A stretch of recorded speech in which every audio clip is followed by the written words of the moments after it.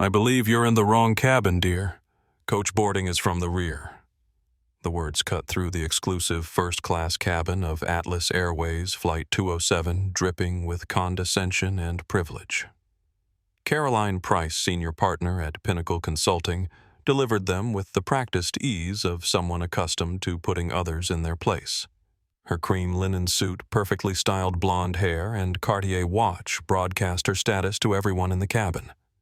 The woman sitting in seat 1A looked up calmly. She wore no makeup, her hair pulled back in a simple bun, dressed in a navy blue cashmere tracksuit with no visible logos. Nothing about her appearance suggested wealth or power, just comfort and quiet confidence. "I'm quite sure I'm in the right place," she replied, her voice level and controlled. Caroline's mouth tightened with annoyance. She was running late for boarding after an important client call had kept her in the lounge, and now this inconvenience. She waved her boarding pass impatiently. "These seats are very expensive. I'm sure it was an honest mistake. Your seat is probably 31A, not 1A." The gate agent should have caught it. Around them, the opulent first-class cabin of Atlas Airways Flight 207 hummed with uncomfortable tension. The private suites, arranged in a 1-1-1 configuration, offered ultimate luxury with hand-stitched leather seats that converted to fully flat beds, personal wardrobes, and 32-inch entertainment screens. Other passengers, a tech entrepreneur, a film producer, a retired athlete, pretended to be absorbed in their pre-flight routines, but their attention was fixed on the unfolding drama. A flight attendant approached cautiously. "Perhaps I can help. Let me check your boarding passes." Caroline handed hers over triumphantly. "You'll see I'm assigned to 1A. I always am." The flight attendant, Carlos Mendez according to his nameplate, studied both boarding passes carefully. "Miss Harrington, your assigned seat is actually 1C across the aisle." He pointed to an identical suite on the right side of the cabin. Caroline's face flushed. "That's impossible. My assistant knows I always book 1A. It must be a system error." She turned back to the woman. "How did you even get this seat? Did you use points or some sort of upgrade voucher?" The implication hung in the air, sharp and ugly. The woman in 1A finally set her tablet down completely. "My boarding pass, my seat assignment. That's really all that matters here." She extended her hand to Carlos. "May I?" Carlos returned her boarding pass with a professional nod, though keen observers might have noticed a flicker of recognition in his eyes. "Ms. Harrington." Carlos said 1C offers identical amenities and service. "I'd be happy to help you get settled." Caroline didn't move. Instead, her gaze performed an obvious assessment of the woman in 1A. "I don't mean to be difficult, but I've flown this route monthly for years. There's clearly been a mistake. Perhaps we should ask the purser or the captain to sort this out." 2 rows behind them, a young woman with a sleek camera phone and an Instagram-perfect appearance began recording discreetly. Sofia Rodriguez, travel influencer with 3 million followers, sensed a moment worth capturing. An elderly businessman in 4B glanced up from his newspaper, frowning at Caroline's tone, while a middle-aged couple exchanged knowing looks. They'd witnessed this type of behavior before. Ms. Harrington, the woman in 1A, said finally, "I understand your preference, but preferences aren't guarantees. Your assigned seat is 1C. I suggest you take it so we can all enjoy an on-time departure." The standoff had now drawn the attention of every passenger in the first-class cabin. The air crackled with tension as Elizabeth Harrington faced a choice: accept reality or escalate further. "Who exactly do you think you are?" Elizabeth asked, her voice dripping with disdain. "Do you have any idea who I am or what I do?" The woman in 1A simply smiled, a small composed expression that never reached her eyes. "No," she said quietly, "but I'm beginning to learn." 8 hours earlier, Jasmine Reynolds had woken in her Manhattan penthouse overlooking Central Park. While most CEOs of major airlines started their days with executive meetings and crisis management, Jasmine had a different ritual on quarterly review days. She became invisible. Her closet, normally filled with power suits and designer dresses for board meetings and media appearances, had a special section. Simple, high-quality clothes without logos or flashy details. Clothing that signaled comfort rather than status. She selected a navy blue cashmere tracksuit, pulled her hair back in a simple bun, wore minimal jewelry, and applied no makeup. The CEO of Atlas Airways disappeared, and a regular passenger emerged. Quarterly undercover flight day. Her assistant Jennifer Thompson asked, handing her a simple leather portfolio containing her standard review forms. "The only way to know if we're actually delivering on our promises," Jasmine replied, checking her watch. Not the diamond-encrusted one from the board, but a simple timepiece her father had given her when she graduated from business school. At 41, Jasmine Reynolds had accomplished what industry analysts had deemed impossible. She had built Atlas Airways from a 2-route regional carrier into the 5th largest airline in America in just 9 years, with the highest customer satisfaction scores in the industry. Forbes had recently featured her on their cover as the future of flight, the youngest black woman to found and lead a major airline. But Jasmine never forgot how she'd started. Her father had worked as a baggage handler for 35 years, coming home with stories of how airlines treated different passengers. They remember the first-class tickets he'd told her, but they forget the first-class humans. When she'd earned her MBA and joined the management track at Legacy Airlines, she'd promised herself she would create something different. After 7 years of hitting glass ceiling after glass ceiling, she'd left to start Atlas with a radically different approach to air travel. Every passenger deserved dignity, regardless of ticket price. At 27, Jasmine had pitched her airline concept to 118 venture capitalists. 116 had rejected her outright. One told her, "Maybe try a hair salon instead. Your people are good at that." Another suggested she find a nice white man to be the face of the company. She remembered each rejection, each subtle and not-so-subtle dismissal. They had forged her into steel. Her quarterly ritual of flying incognito had started with her very first route. "You can't see the leaks from the executive suite," she'd explained when board members questioned the practice. "You have to sit in the cabin." Today's flight was special. The New York to Los Angeles flagship route on their newest A380, configured with their most luxurious first-class suites. Seat 1A held particular significance for Jasmine. When she'd designed the cabin layout, she'd had a small tribute etched into the armrest, "For William Reynolds, who taught me everyone deserves to fly with dignity." Her father had never experienced first class. Once dressed in his Sunday best for a family funeral, he'd been redirected from the first-class line, despite holding the correct ticket. "Not your seat," the gate agent had said without even checking his boarding pass. That memory had fueled Jasmine's determination to transform air travel.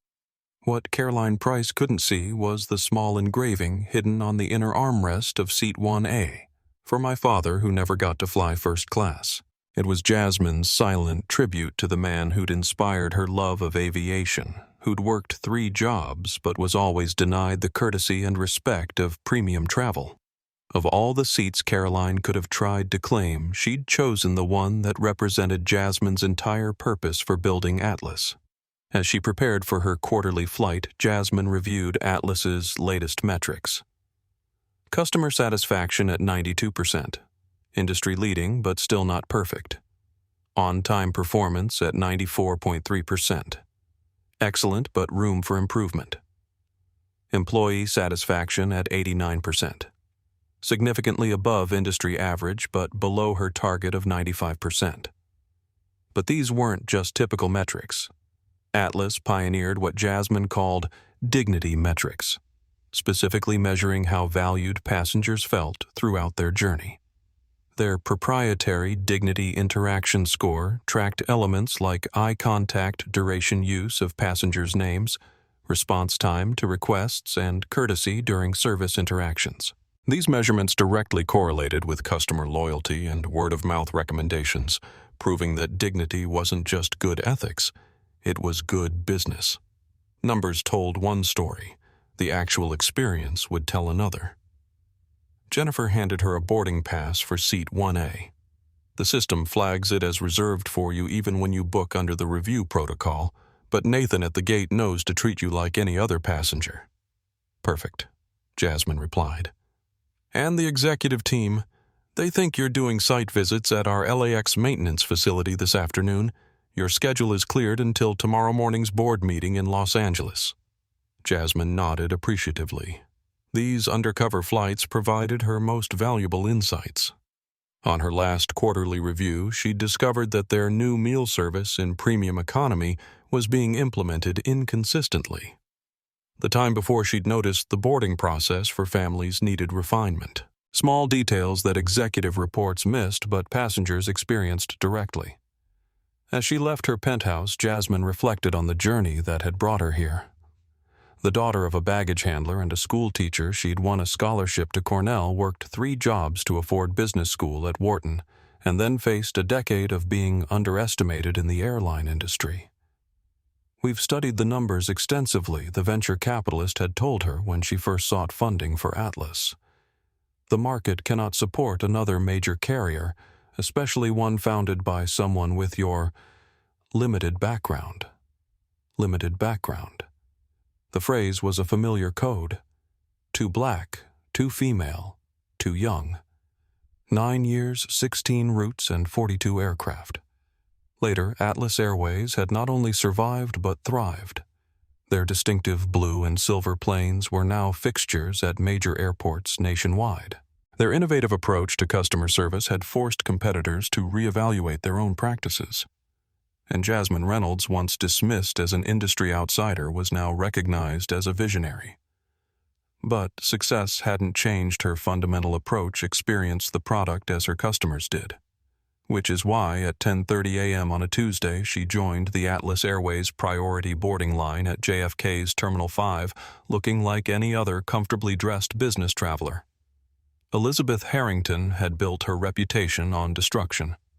As senior partner at Pinnacle Consulting, she specialized in operational optimization, a sanitized term for identifying which employees to fire, which benefits to cut, and which corners to trim. The Wall Street Journal had once profiled her as the efficiency expert, but behind her back industry insiders used a different title, the corporate executioner. At 52, Elizabeth had perfected the art of clinical detachment. Companies didn't fail because of poor leadership or flawed products. They failed because of excess operational drag that could be eliminated. People weren't being fired. Positions were being rationalized. It wasn't personal. It was business. This calculated approach wasn't merely professional training. It was deeply personal. When Elizabeth was 19, her father's small manufacturing business had collapsed under financial pressure. He'd refused to lay off long-time employees, despite declining sales keeping workers on payroll out of loyalty until the company went bankrupt. The memory of watching her father lose everything, their home, his dignity, eventually even her mother, who left them both, had shaped Elizabeth's worldview irrevocably.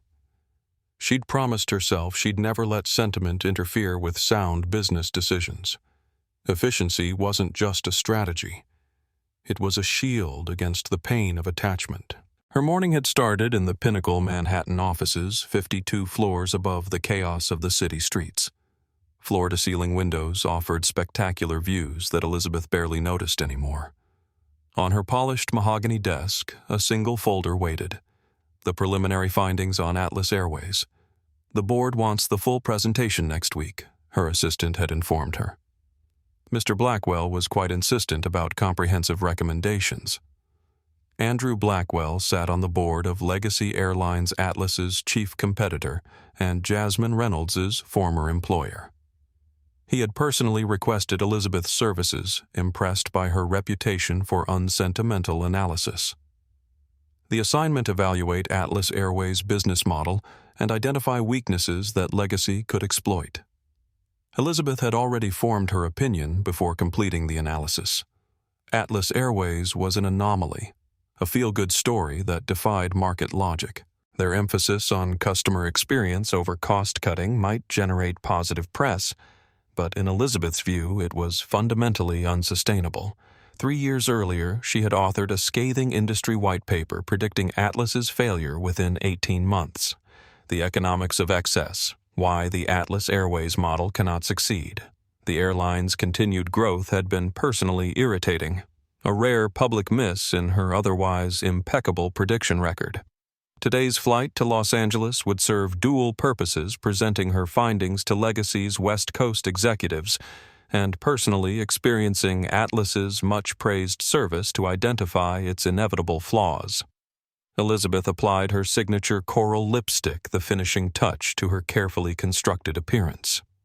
Her cream linen suit from Neiman Marcus, $200, Ferragamo heels, $750, and understated Tiffany jewelry, $12,000, created the precise image she wanted. Successful, authoritative, untouchable. Her blonde hair was maintained weekly at $400 per appointment, her manicure refreshed every 3 days. The expense was strategic. In Elizabeth's world, appearance wasn't vanity. It was armor. Her phone chimed with a text from Andrew Blackwell. Looking forward to your assessment.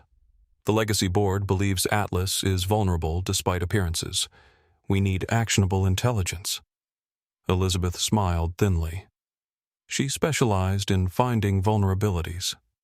Atlas Airways might project an image of revolutionary success, but every business had weaknesses. Every idealistically founded company eventually faced market realities. Every feel-good story had an unhappy ending if you waited long enough. Her car service delivered her to JFK with precisely the right amount of time for her to visit the third-party lounge that Atlas shared with several international carriers. Not having their own dedicated lounge at JFK was already a strike against them in Elizabeth's mental assessment. The lounge itself was unremarkable, comfortable but not exceptional. Elizabeth made notes on her tablet evaluating everything from the selection of complimentary beverages, adequate, to the quality of the Wi-Fi connection inconsistent. Each observation formed part of her developing narrative. Atlas Airways was a company built on promises it couldn't sustain. An important client call delayed her boarding until the final groups were being announced. Elizabeth disliked rushing, but she was confident her status would ensure appropriate treatment. As a consultant who specialized in the airline industry, she knew the unwritten rules. Platinum members, frequent route flyers, and high-value customers received preferential treatment regardless of official policies. When she finally boarded and discovered her assigned seat wasn't 1A, as she had specified, Elizabeth experienced something rare in her carefully controlled life: surprise. When she found seat 1A occupied by someone who clearly didn't match her mental image of a first-class passenger, surprise turned to indignation. And when the flight attendant confirmed that her actual assignment was 1C, indignation began to transform into something Elizabeth Harrington rarely felt: uncertainty. But uncertainty was weakness, and Elizabeth had built her career on never showing weakness. So she did what had always served her well in the past. She escalated.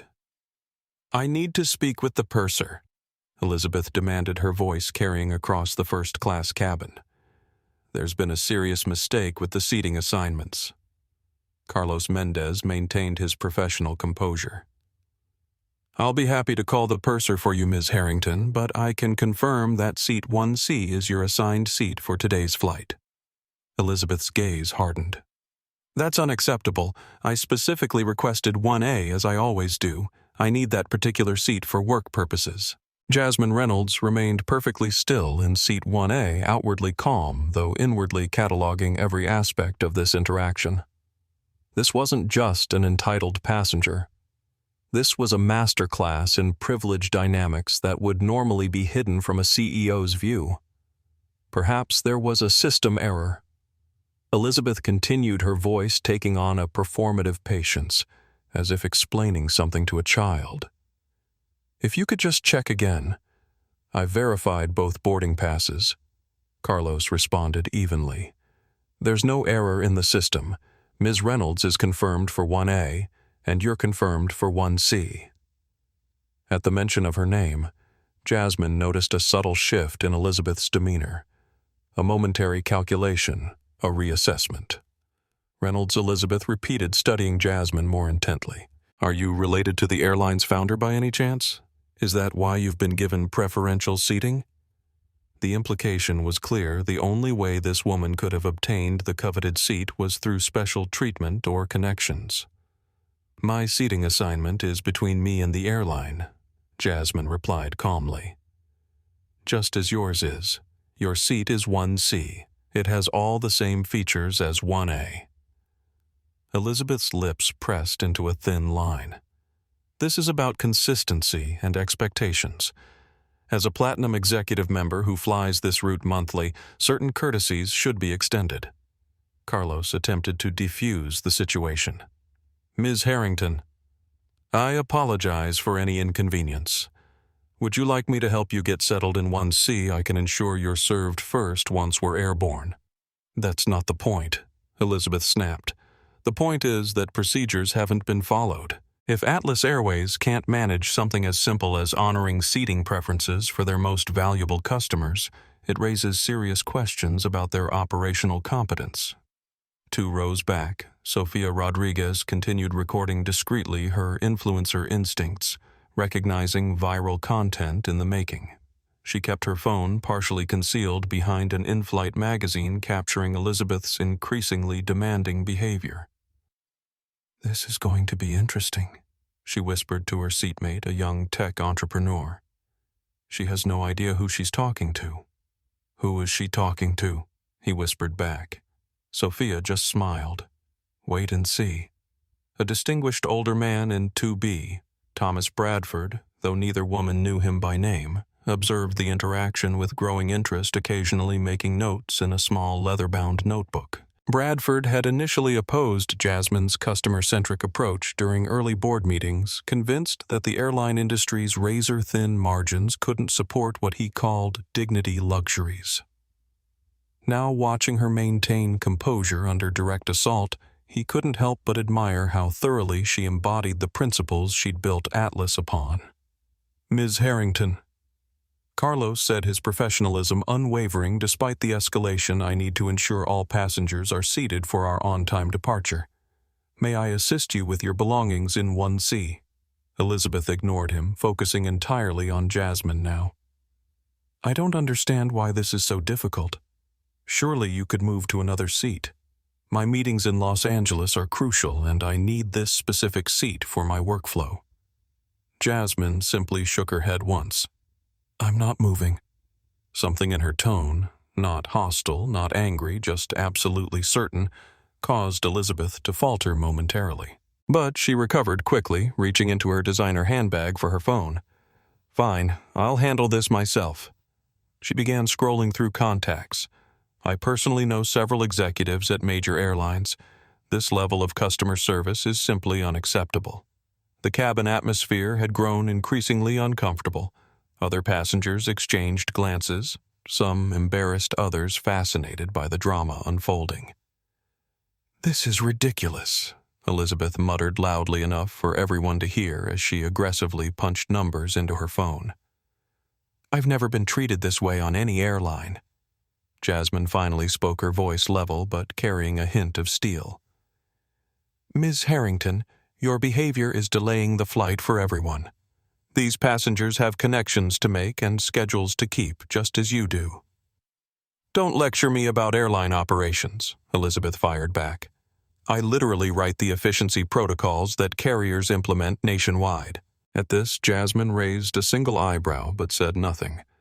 Elizabeth's call connected. Michael. It's Elizabeth. I'm having an issue on this Atlas Airways flight. She proceeded to describe the situation as a service failure and a breakdown in customer prioritization. As she spoke, a new tension entered the cabin. The universal anxiety of passengers concerned about departure delays. Carlos checked his watch discreetly, clearly calculating how this situation was impacting their schedule. Elizabeth ended her call with visible frustration. My colleague agrees this is outrageous. He's contacting someone in Atlas's executive team directly. Something subtle shifted in Jasmine's expression. A fleeting hint of amusement quickly contained. Ms. Harrington Carlos intervened. The captain has requested that all passengers be seated immediately. We risk losing our departure slot. Elizabeth glanced around the cabin, suddenly aware that the other passengers' expressions had shifted from awkward discomfort to active annoyance, directed at her. "This isn't over," she said to Jasmine, then turned to Carlos. "I'll take 1C for now, but I expect this to be escalated to customer relations, and I'll need to speak with the captain once we're airborne." "Of course, Ms. Harrington," Carlos replied professionally. "Let me help you with your luggage." As Elizabeth finally moved toward seat 1C, Jasmine discreetly checked her own phone, which had vibrated during the confrontation. A text from Jennifer Thompson. "Michael Westbrook from Pinnacle Consulting trying to reach you about a first-class seating issue." "Should I tell him you're in a meeting?" Jasmine typed a brief reply. "Tell him I'm unavailable until we land in LA. And Jennifer, pull everything we have on Elizabeth Harrington and Pinnacle Consulting. I want a complete profile waiting when we touch down." She slipped her phone into airplane mode and returned it to her bag, her expression betraying nothing of the calculations happening behind her composed exterior. Across the aisle, Elizabeth arranged her belongings in 1C with sharp, irritated movements, muttering about customer loyalty and preferential treatment. She made a show of opening her laptop and placing her designer handbag where it was clearly visible to the cabin. As the aircraft doors closed and the safety demonstration began, the immediate conflict paused, but the tension remained. A charged silence between the two women that everyone in the first-class cabin could feel. Neither woman knew it yet, but their confrontation was just beginning. Nathan Wilson stood at the gate podium watching the last few passengers board Flight 207. At 32, he was one of Atlas Airways' most experienced gate agents, having joined the airline in its second year of operation. He remembered when they'd operated just 2 routes with leased aircraft. Now they flew nationwide with their own distinctive fleet. He also remembered the first time he'd met Jasmine Reynolds.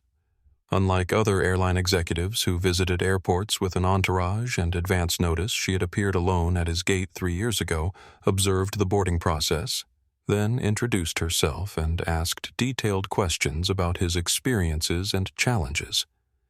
When she had instituted the quarterly review flights, Nathan had been one of the few employees entrusted with knowledge of when she was traveling incognito. Today's flight had been flagged in the system VIP Passenger Standard Protocol.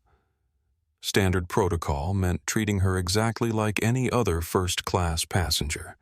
No special announcements, no preferential treatment, nothing that would compromise her ability to experience the airline as customers did. Nathan had noticed Elizabeth Harrington's irritation when she'd arrived at the gate just as final boarding was announced. He'd also noticed her reaction when informed that her seat was 1C, not 1A. But he hadn't anticipated a confrontation. Now, watching the aircraft door close, he wondered how the situation had resolved. His desk phone rang. Gate 12. Nathan speaking. "Nathan, it's Jennifer Thompson from Ms. Reynolds' office. Just checking. Did our VIP board without issues?" Nathan hesitated. She boarded on time, but there was a situation with another passenger about seating assignments. What kind of situation? Jennifer's voice sharpened. A Ms. Harrington was quite insistent about having seat 1A. She seemed displeased when directed to her assigned seat in 1C. A pause on the line. "I see. Can you send me the passenger manifest? I need to know who else is on that flight." "Of course. Anything else I should know?" "Just keep this between us for now, Ms. Reynolds prefers to handle these situations herself." After sending the manifest, Nathan noticed a distinctive figure approaching his gate. Thomas Bradford, one of Atlas Airways' board members, immediately recognizable from company events. Mr. Bradford Nathan greeted him with surprise. "I didn't realize you were traveling today." Bradford smiled warmly. "Last-minute decision. I was hoping to catch flight 207, but I see I'm too late. I'm afraid so, sir. The doors have just closed. I can book you on the next flight to Los Angeles in 3 hours. Bradford waved away the offer. No need. I'll make other arrangements. He glanced at the departure screen. I see Jasmine, Ms. Reynolds, is on board. Her assistant mentioned she was doing one of her review flights. Nathan maintained his professional discretion. I can't discuss specific passengers, sir. Bradford's smile widened appreciatively.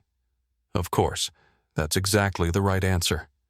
He tapped the counter thoughtfully. She's got the best team in the business. That's why Atlas works when it shouldn't, according to the industry experts. You know, Nathan said, lowering his voice slightly when I first joined Atlas, I was skeptical about all the extra training on passenger dignity.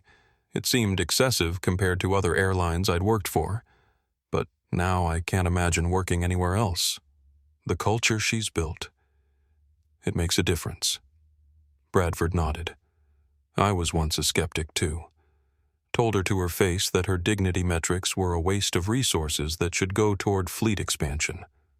His expression grew thoughtful. I've never been happier to be proven wrong. Meanwhile, in the Atlas Airways corporate headquarters 20 blocks from JFK, Lucia Hernandez was reviewing customer experience metrics when Jennifer Thompson's call came through. We might have a situation on the quarterly review flight, Jennifer explained after ensuring they were speaking privately. As head of customer experience, Lucia was one of the few people aware of Jasmine's undercover flights. What kind of situation a consultant named Elizabeth Harrington from Pinnacle Consulting made a scene about seating assignments. She tried to displace Ms. Reynolds from 1A. Lucia sat up straighter. Pinnacle Consulting. The downsizing specialists. The very same. Her boss just called trying to reach Ms. Reynolds directly about a first-class seating issue. I'm pulling background information now. Lucia felt a chill. This isn't random. Pinnacle specializes in airline restructuring. Remember what they did to Coastal Airways last year? 3,000 jobs eliminated routes, slashed customer satisfaction in free fall. You think she's targeting Atlas? I think it's quite a coincidence that one of their senior partners is on our flagship route making demands of our CEO without knowing who she is. Lucia began typing rapidly. I'm checking our investor relations database. Let's see who might have engaged Pinnacle recently. Across the country in Los Angeles, Daniel Foster prepared for his return trip to New York. As one of Atlas Airways' senior pilots, he was scheduled to captain the return leg of Flight 207 later that evening. His phone chimed with a text from Carlos Mendez, a flight attendant he'd known for years. Interesting dynamics on the inbound flight. The founder is doing one of her mystery shops. Had a run-in with some consultant type at boarding, keeping an eye on things. Daniel smiled slightly. He'd flown with Jasmine Reynolds on one of her first review flights and had been impressed by her genuine interest in the operational details that affected crew performance. Unlike executives at his previous airline who demanded special treatment, she insisted on experiencing exactly what passengers experienced. Keep me posted, he texted back. Anything I should be aware of for the return flight? Nothing safety-related, Carlos replied. Just a fascinating study in contrasting leadership styles. Daniel put down his phone, remembering his own encounter with Elizabeth Harrington 2 years earlier at an industry conference. She'd been presenting on efficiency optimization for airlines advocating for reduced legroom in economy to accommodate more seats per aircraft. When he'd questioned the impact on passenger comfort, she'd dismissed his concerns. Passengers will tolerate whatever discomfort comes with the lowest fare. Jasmine's approach couldn't be more different, viewing comfort not as a luxury, but as a basic dignity. In the Pinnacle Consulting offices in Manhattan, Michael Westbrook frowned at his phone. Elizabeth's call about her seating issue had been irritating, exactly the kind of trivial matter he didn't have time for. But as senior partner and Elizabeth's direct supervisor, he'd made the courtesy call to Atlas Airways as requested. The response had been unusual. Rather than the typical flustered customer relations representative eager to placate a potentially valuable client, he'd reached Jennifer Thompson, who had calmly informed him that she would pass his concerns to the appropriate person once the flight landed. When he'd mentioned Elizabeth's name and emphasized her importance as a Pinnacle senior partner, Jennifer had remained impressively unmoved. "I understand, Mr. Westbrook. All our passengers are important to us. I'll ensure your concerns are addressed when the aircraft arrives in Los Angeles." The response had been professional but firm. Not at all what he'd expected from an airline facing pressure from a powerful consulting firm. It made him wonder what else about Atlas Airways might defy their expectations. Michael glanced at the report on his desk. Elizabeth's preliminary analysis of Atlas, which concluded that their customer-centric business model was financially untenable, and recommended a restructuring plan that would eliminate their distinctive services while reducing their workforce by 40%. The report aligned perfectly with what legacy airlines wanted to hear. The question was whether it aligned with reality.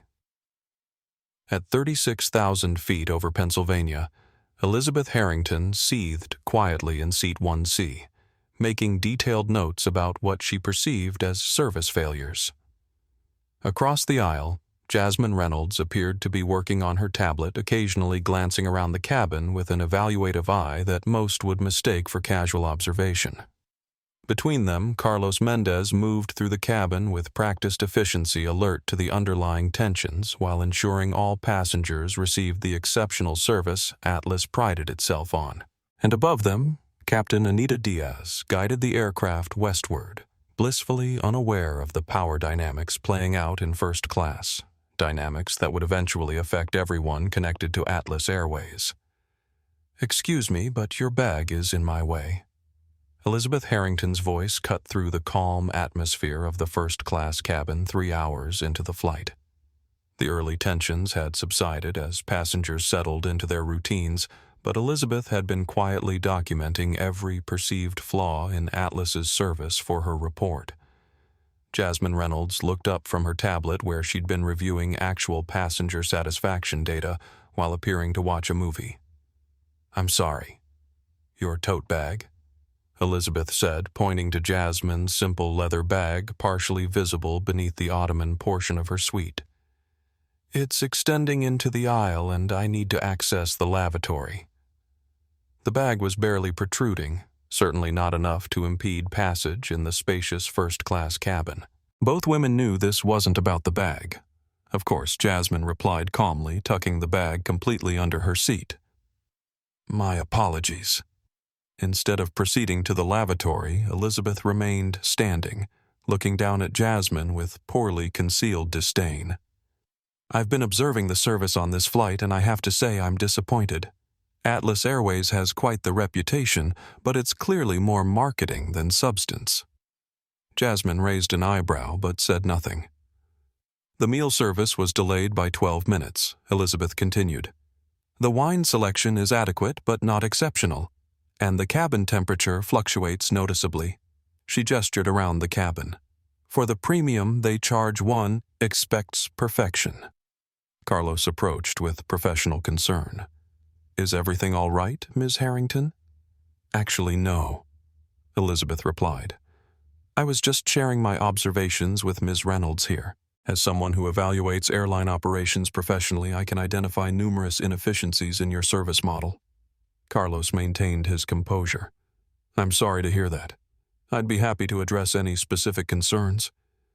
It's a comprehensive issue with how Atlas approaches luxury service, too focused on superficial touches rather than consistent execution." Jasmine watched this performance with interest. This wasn't just an entitled passenger. This was something more targeted. The mention of professional evaluation confirmed her suspicions about why Elizabeth Harrington was on her airline. "If you have specific feedback," Jasmine offered, "I'm sure Atlas would be interested in hearing it through the proper channels." Elizabeth's smile was cold. "Oh, they'll hear it. My firm specializes in operational restructuring for transportation companies. We identify inefficiencies and eliminate them." Several nearby passengers glanced up at this exchange. Thomas Bradford in 2B was now openly watching, his interest no longer disguised. "That sounds fascinating," Jasmine said. "Which airline engaged your services to evaluate Atlas?" Elizabeth hesitated, suddenly aware she might have revealed too much. "I'm not at liberty to discuss client relationships." "Of course," Jasmine nodded. "Confidentiality is important." She paused. "Though it seems unusual to conduct competitive research so openly." Elizabeth's expression hardened. "I'm simply experiencing the product as any passenger would. There's nothing improper about that. Nothing improper about attempting to displace another passenger from their assigned seat. About delaying departure with demands for special treatment. About critiquing service standards to a fellow passenger rather than through customer feedback channels." The challenge in Jasmine's tone was subtle but unmistakable. Something shifted in the dynamic between them. Jasmine was no longer passively absorbing Elizabeth's behavior. She was responding to it. Elizabeth's eyes narrowed. "Who exactly are you?" "You seem unusually interested in defending an airline's business practices." "I'm someone who believes in respectful discourse and professional integrity," Jasmine replied evenly. Elizabeth snorted dismissively. "Professional integrity. From someone who probably used points or some diversity program to access first class? That's rich." A collective intake of breath rippled through the cabin. The comment had crossed a line and everyone knew it. Sophia Rodriguez, still recording discreetly, zoomed in on both women's faces. The elderly businessman who had been watching the interaction visibly winced at Elizabeth's words, while a flight attendant passing by froze momentarily in shock. Jasmine's expression didn't change, but something in her eyes darkened. She rose slowly from her seat, standing at her full height, which put her several inches taller than Elizabeth. Despite her casual attire, something in her posture commanded attention, a quiet authority that seemed to expand to fill the space around her. "Ms. Harrington," she said, her voice calm but carrying clearly throughout the cabin. "I don't need to prove I belong here. I don't need to justify my presence in this seat or on this aircraft." "Well, Elizabeth began. "I'm not finished."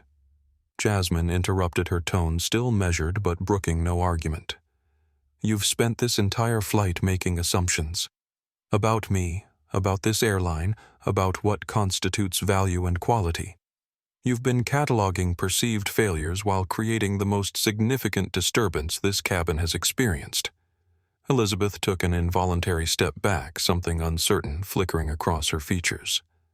"You asked who I am," Jasmine continued. "I'm Jasmine Reynolds." She paused, allowing the name to register. In the stunned silence, understanding began to dawn on several faces throughout the cabin. "I founded Atlas Airways 9 years ago. I designed this aircraft's interior, selected the wine you criticized, and approved the temperature variance that allows passengers to sleep comfortably while remaining alert during meal service." Elizabeth's face drained of color. Her mouth opened, but no words emerged. The tablet she'd been clutching slipped from her fingers, clattering to the floor with a sound that echoed through the now silent cabin. "Seat 1A is mine," Jasmine concluded quietly. "Not because I demanded it, not because of status or privilege or points. It's mine because I built this airline seat by seat and route by route." The cabin fell absolutely silent. Even the ambient engine noise seemed to recede in the wake of this revelation. A young mother in row 5 covered her mouth in shock, while the tech entrepreneur who had been watching discreetly actually applauded softly before catching himself. Carlos, maintaining his professionalism despite the dramatic turn of events, stepped forward. "Ms. Reynolds, can I get you anything?" "I'm fine." "Thank you, Carlos," Jasmine replied with a warm smile that transformed her previously neutral expression. "But perhaps Ms. Harrington would like a moment to collect herself. She seems unwell." Indeed, Elizabeth stood frozen in the aisle, her complexion ashen, her confident demeanor shattered. The realization of what had just transpired, who she had been attempting to displace, who she had been criticizing, who she had insulted, crashed over her in a wave of professional horror. I didn't, she stammered. Know who I was? Jasmine finished for her. That's rather the point. None of us know who we're sitting beside on an aircraft, which is why dignity and respect should be universal, not contingent on status or recognition. Jasmine gestured to 1C. Your seat is getting cold, Ms. Harrington. I suggest you use the lavatory as you intended, and then return to it. We still have 3 hours of flight time remaining, and I'd like all our passengers to be comfortable. The subtle emphasis on all was unmistakable. Elizabeth managed a stiff nod before hurrying to the lavatory, her earlier confidence replaced by visible mortification. As Jasmine returned to her seat, she noticed Thomas Bradford watching her with undisguised admiration. She acknowledged him with a small nod, recognizing the board member who had championed her customer-first philosophy against more traditional voices. Sofia Rodriguez had stopped recording, but her fingers flew across her phone screen, crafting a social media post that would reach her 3 million followers within minutes. Just witnessed the most incredible moment on #Atlas Airways flight. Woman tried to bully another passenger out of first class, then turned ghost white when she realized it was the founder of the airline. Jasmine Reynolds, wrong seat, wrong person. Classic moment. The power dynamic in the cabin had irrevocably shifted. As Elizabeth eventually emerged from the lavatory and slipped quietly back into 1C, she found herself in an unfamiliar position. One of exposure and vulnerability rather than authority and control. For Jasmine Reynolds, this moment validated everything she had built Atlas Airways to be.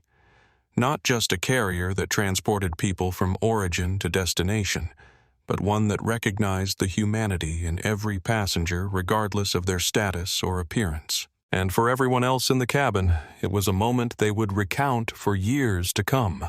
The day they witnessed someone discover in the most public and uncomfortable way possible that appearances can be dangerously deceiving.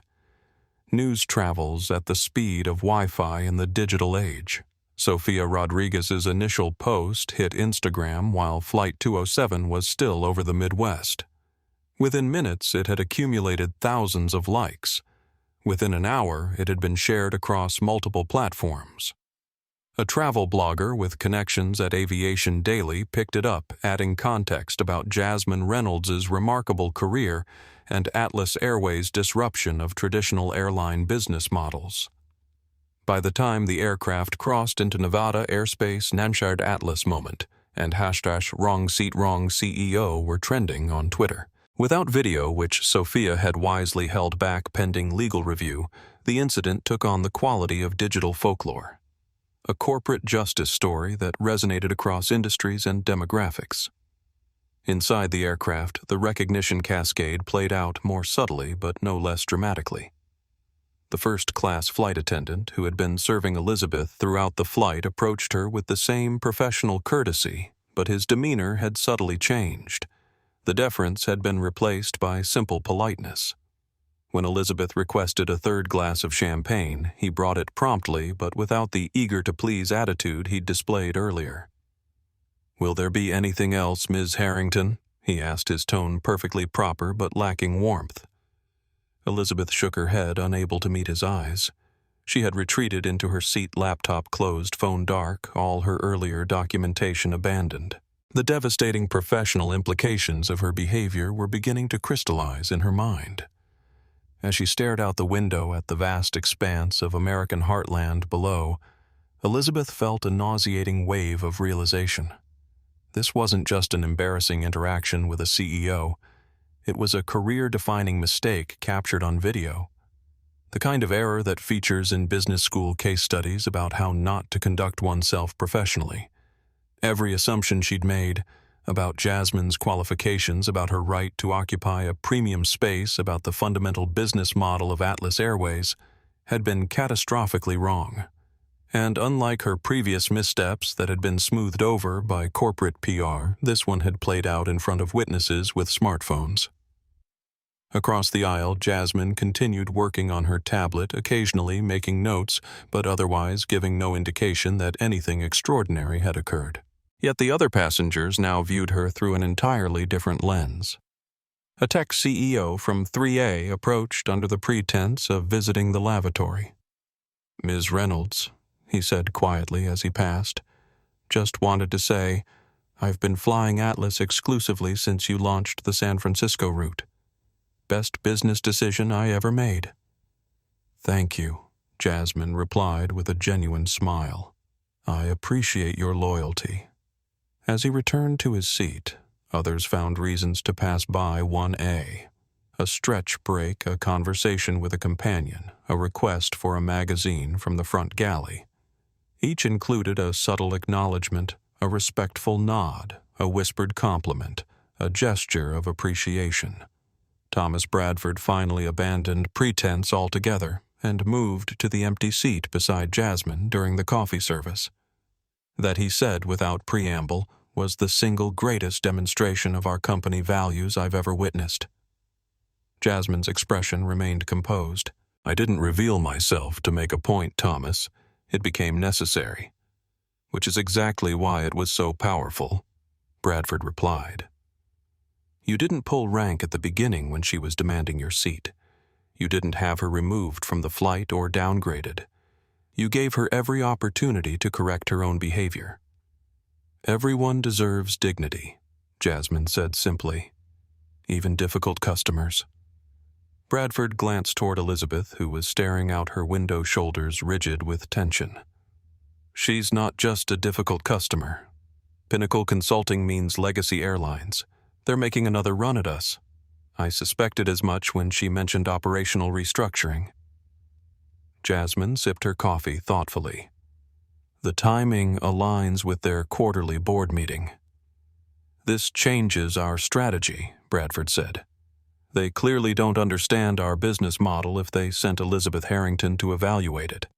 The fact that she couldn't even recognize our founder, it tells us exactly what they're looking for," Jasmine agreed. "And what they're blind to." In the main cabin, a flight attendant was showing her colleague something on her phone during a brief break in service. "It's going viral," she whispered. Sofia Rodriguez posted about what happened in first class. Apparently, some consultant tried to kick the founder out of her own seat. The news rippled through the crew quietly but thoroughly. By the time the captain made the announcement to prepare for landing, every Atlas employee on board knew what had transpired. On the ground, the story was spreading through professional channels as well. Jennifer Thompson had compiled a comprehensive brief on Elizabeth Harrington and Pinnacle Consulting, which she shared with Lucia Hernandez and other key executives. "This is a targeted attack," Lucia concluded after reviewing the materials. "Pinnacle only works with companies planning major workforce reductions. Their involvement with Legacy suggests they're preparing a competitive response to our market growth." "Ms. Reynolds already suspected as much," Jennifer replied. "She's requested a full board meeting immediately upon landing. At Los Angeles International Airport, the Atlas Airways ground team received an unusual alert VIP arrival standard protocol plus media awareness. The cryptic addition of media awareness put them on alert for possible press presence, though no further explanation was provided." Daniel Foster, preparing for the return flight to New York, received another text from Carlos. "You won't believe what happened. CEO revealed herself to a Pinnacle consultant who was being horrible. Entire cabin witnessed. Going viral online." Daniel texted back immediately. "Need details. Media involvement. Unknown," Carlos replied. "But passenger Sofia Rodriguez is an influencer with millions of followers, already posting about it." As Flight 207 began its final approach into LAX, the cascading recognition had transformed the atmosphere on board. What had begun as a typical transcontinental flight had become a defining moment in Atlas Airways' corporate story, a real-time demonstration of the values the airline had been built upon. For Jasmine Reynolds, it was an unplanned but powerful affirmation of her vision. For Elizabeth Harrington, it was a career catastrophe unfolding in slow motion. And for everyone witnessing it, either in person or through the rapidly spreading digital narrative, it was a rare glimpse of authentic corporate leadership in action. Not through press releases or marketing campaigns, but through quiet dignity in the face of disrespect. The aircraft touched down at LAX right on schedule despite the in-flight drama. As the seatbelt sign dinged off, no one in first class rushed to stand.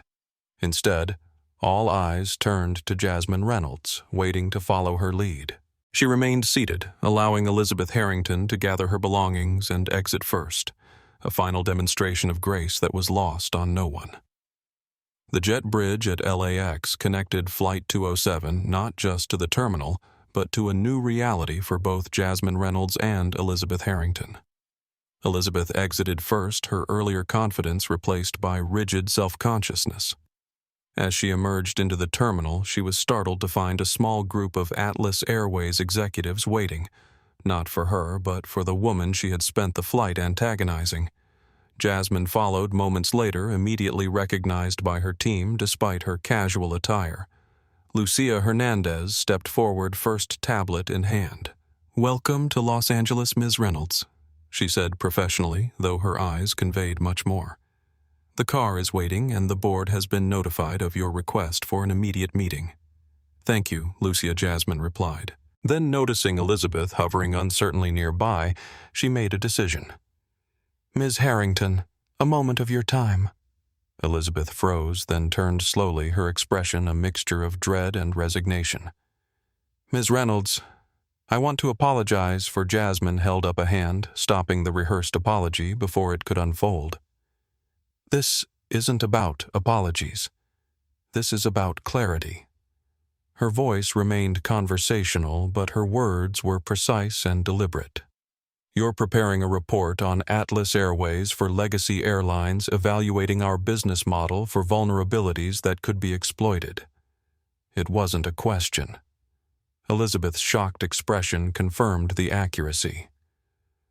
"Your analysis," Jasmine continued, "will likely conclude that our customer-centric approach is financially unsustainable. You'll recommend route reductions, staff cuts, and service downgrades as necessary steps toward profitability." "How did you," Elizabeth began, then stopped herself. "Because it's the same playbook Pinnacle has used at Coastal Metropolitan and Sunjet Airways. Cut costs, reduce service, eliminate inefficiencies, which always means people's jobs and passengers' comfort." Jasmine's tone remained calm, but her eyes had hardened. "The problem, Ms. Harrington, is that you don't understand what you're evaluating." Around them, the Atlas executive team maintained professional expressions, but their attention was entirely focused on this unexpected confrontation. A few travelers passing by slowed their pace, sensing the tension in the interaction. "I've been doing this for 20 years, Elizabeth said stiffly, attempting to reclaim some professional dignity. "I understand airline economics perfectly well. You understand spreadsheets and profit margins," Jasmine corrected her. "You don't understand people, which is why you couldn't recognize the CEO of the airline you were supposedly evaluating even when sitting directly across from her for 5 hours. Elizabeth had no response to this. "Your approach treats passengers as units and employees as expenses," Jasmine continued. "Atlas was built on the opposite premise that treating people with dignity creates sustainable value. Our load factors are 12% above industry average. Our customer retention is 28% higher. Our employee turnover is 40% lower. Our profit margins have exceeded industry standards for 6 consecutive quarters." She stepped closer, her voice lowering slightly. "Those metrics don't appear in your traditional analysis because they don't fit your cost-cutting narrative. But they're why we're profitable while following none of Pinnacle's recommended best practices." The terminal around them continued its normal operations, passengers streaming past announcements echoing overhead. But in the small bubble surrounding the two women, time seemed suspended. "What happens now?" Elizabeth finally asked, her voice uncharacteristically uncertain. Now Jasmine considered her. Now you have a choice. You can complete your report for Legacy Airlines based on superficial observations and predetermined conclusions. Or you can recognize that today has given you unique insight few consultants ever receive. Meaning. Meaning. You've inadvertently tested our business model in the most authentic way possible. You experienced our service as a difficult customer making unreasonable demands, and you witnessed firsthand how we prioritize dignity over expedience. Jasmine glanced at her watch. I have a board meeting to attend. Your firm has a contractual obligation to Legacy, which I respect. But know this, whatever you report to them, I'll be preparing my own report about today's interactions for my board and our major investors. The implication was clear. Elizabeth's behavior would be documented and shared among the corporate circles both women inhabited. This wasn't personal, Elizabeth said, an edge of defensiveness entering her voice. It became personal the moment you suggested I didn't belong in first class.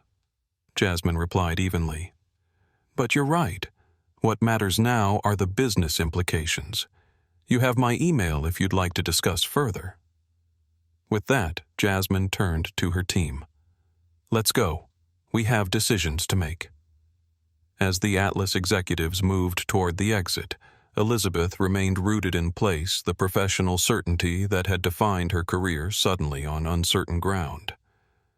Elizabeth's phone began vibrating in her purse. Pulling it out, she saw multiple missed calls and text messages, all from Michael Westbrook. The most recent text simply read, "Call me immediately. Situation critical." With shaking fingers, she dialed her boss's number. He answered on the first ring. Elizabeth. What the hell happened? His voice was tight with controlled fury. I'm getting calls from our PR team, from Legacy's board, from half a dozen industry contacts. There's a viral post claiming you tried to kick Jasmine Reynolds out of her own first-class cabin. I didn't know who she was, Elizabeth said weakly, the excuse sounding pathetic even to her own ears. That's the problem. Michael exploded. You're supposed to be our aviation expert. How could you not recognize the CEO of the company you're evaluating? The official photos show her in business attire. Not. Stop talking. Michael interrupted. This is worse than you realize. Sofia Rodriguez is apparently sitting on video footage of the entire interaction. Our PR team is in damage control mode, but they need to know exactly what was said. Elizabeth's stomach tightened. What about the Legacy contract? Andrew Blackwell called me personally 10 minutes ago. They're reconsidering our engagement in light of recent developments. The euphemism was clear. Legacy Airlines was preparing to terminate their contract with Pinnacle. I'm flying back tonight, Elizabeth said, attempting to regain some control of the situation. We can strategize in person tomorrow. No. Michael's response was immediate and final. Stay in Los Angeles. The board is meeting an emergency session at 5 p.m. Eastern. I need you available by video conference. The board. Elizabeth repeated, disbelief coloring her voice. This is being escalated to the board. Your confrontation with Jasmine Reynolds has potentially compromised a major client relationship, created significant reputational damage, and called into question our research methodologies. Yes, Elizabeth, this is a board matter. The call ended abruptly, leaving Elizabeth staring at her phone in the middle of the busy terminal. For 20 years, she had delivered efficiency at any cost, never concerning herself with the human impact of her recommendations. Now, in a stunning reversal, she had become the inefficiency that needed to be eliminated. 30 minutes later, Jasmine sat at the head of the conference table in Atlas Airways' Los Angeles offices. The hastily assembled board meeting had drawn 8 of the 12 board members in person, with the remainder joining virtually. I'll be brief, she began, because the situation requires immediate action. Legacy Airlines has engaged Pinnacle Consulting to identify vulnerabilities in our business model, likely in preparation for aggressive competitive moves. She recounted the in-flight confrontation, clinically emphasizing the strategic implications rather than the personal insult. Their approach confirms they fundamentally misunderstand our competitive advantage. They see our customer experience investments as unnecessary costs rather than the core driver of our profitability. Thomas Bradford, who had witnessed the confrontation firsthand, added his perspective. Elizabeth Harrington's behavior on that flight revealed everything about Pinnacle's analytical framework. They're bringing outdated metrics to evaluate a business model that's redefining those very metrics. Jasmine nodded. Which gives us an opportunity. Rather than becoming defensive, we should accelerate our differentiation strategy. She outlined a 3-part response, an immediate press release announcing expansion of Atlas's most distinctive customer experience initiatives, acceleration of their previously planned West Coast hub development, and a transparency campaign showcasing the financial performance of their customer-first business model. Legacy expects us to retreat to become more like traditional carriers under competitive pressure, she explained. We'll do the opposite. We'll double down on what makes us different. She displayed key financial metrics on the boardroom screen, our Passenger Dignity Index, which measures how respected customers feel throughout their journey, correlates directly with our industry-leading customer retention rate of 87%. Our Employee Dignity Score, tracking factors like autonomy recognition and fair treatment, has reduced training costs by 34% through decreased turnover. These aren't soft metrics. They're driving our 23% profit margin growth year over year. The board discussion was vigorous but unified. By the end of the 2-hour meeting, they had authorized a comprehensive strategic response that would reshape the competitive landscape. As the meeting concluded, Jennifer Thompson entered with an update. Ms. Reynolds, Sofia Rodriguez's initial post about the incident has reached 5 million views. Major business publications are requesting comment, and #Atlas moment is trending nationwide. CNN Business is running the headline, Atlas Airways CEO schools efficiency expert on true business value, another executive added. Bloomberg and CNBC have requested interviews. Jasmine considered this development. She had never sought the spotlight, preferring to let Atlas's service speak for itself. But sometimes leadership required visibility.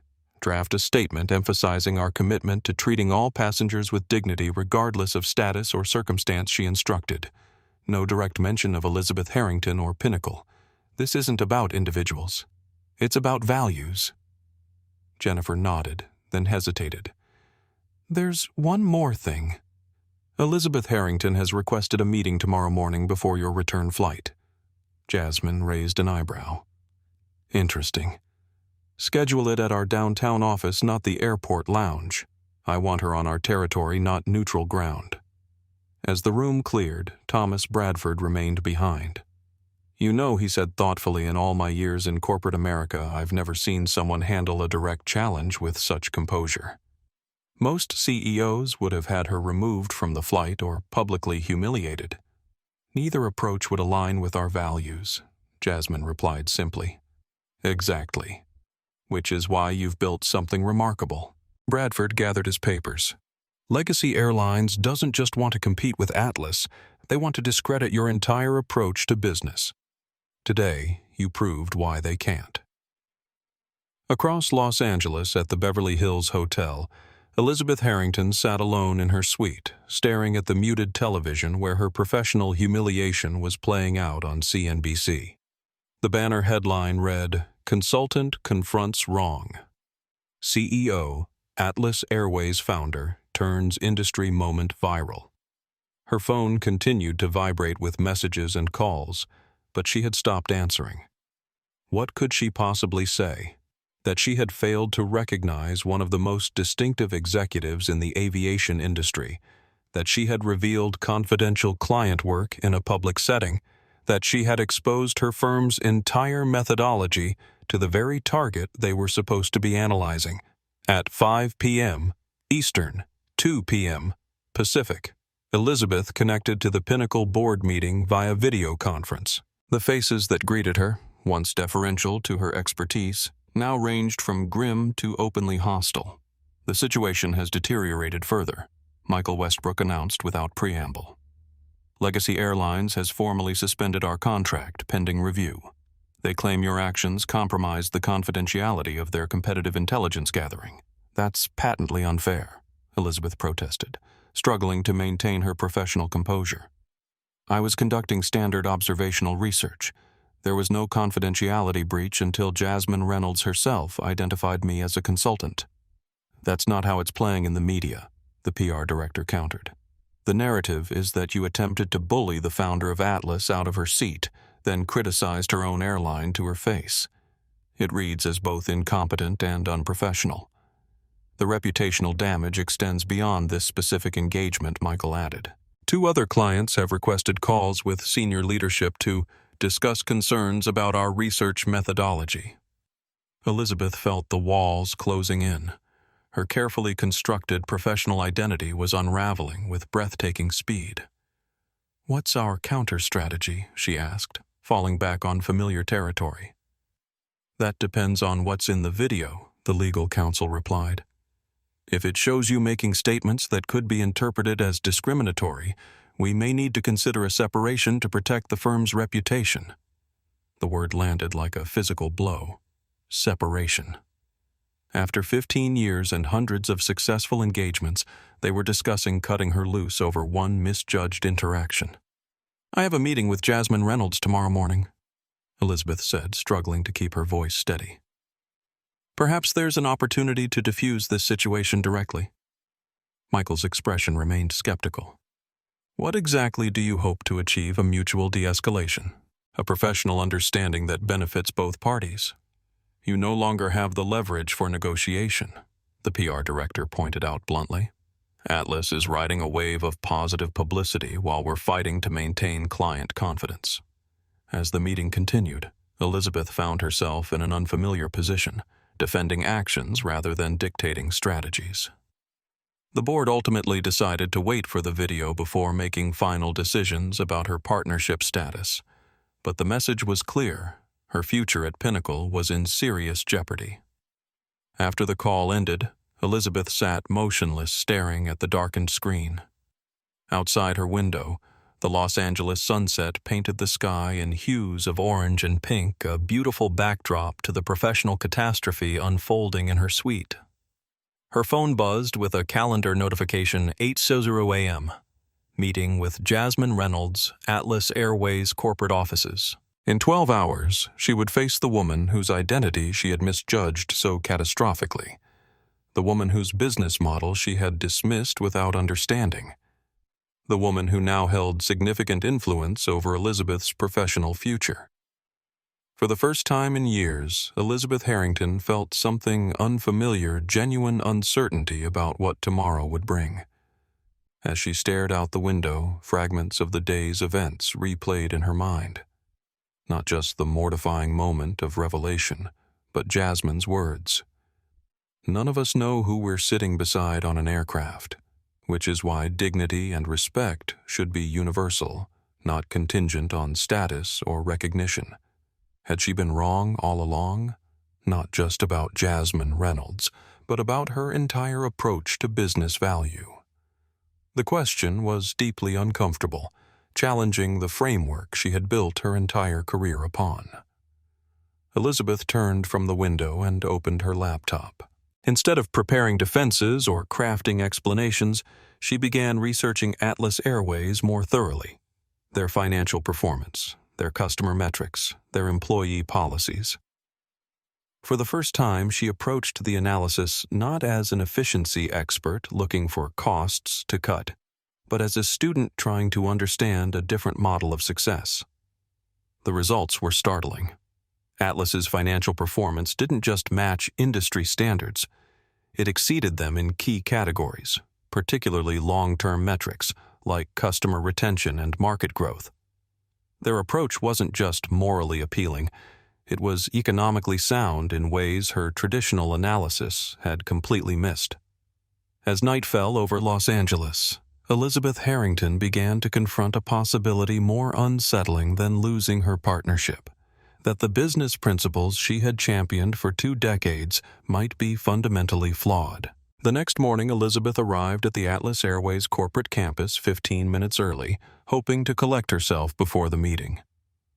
Unlike the soaring glass towers that housed Pinnacle Consulting in Manhattan Atlas headquarters, was a modern 4-story structure with extensive gardens and natural light. It projected confidence without ostentation, much like its founder. The receptionist's greeting was professionally courteous, but notably lacking the deferential tone Elizabeth typically received at corporate headquarters. "Ms. Reynolds will be with you shortly. Would you like coffee while you wait?" Elizabeth declined, too nervous to trust her hands with a cup. Her phone had been silent all morning, an ominous sign that decisions about her future were being made without her input. The Pinnacle board would be reconvening at 9 a.m. Eastern, just as her meeting with Jasmine was scheduled to begin. The timing wasn't coincidental. Her career's fate likely hinged on how this conversation unfolded. 15 minutes later, Elizabeth was escorted to Jasmine's office, an airy space with floor-to-ceiling windows overlooking a garden courtyard. The furnishings were elegant but functional, with notable design elements from diverse global traditions. The room conveyed authority without intimidation.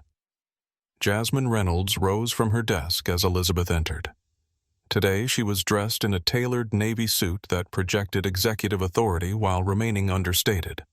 The transformation from yesterday's casual passenger to today's commanding CEO was complete.